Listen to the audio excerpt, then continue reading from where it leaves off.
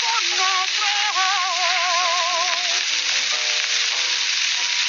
Siempre te querré un poquito,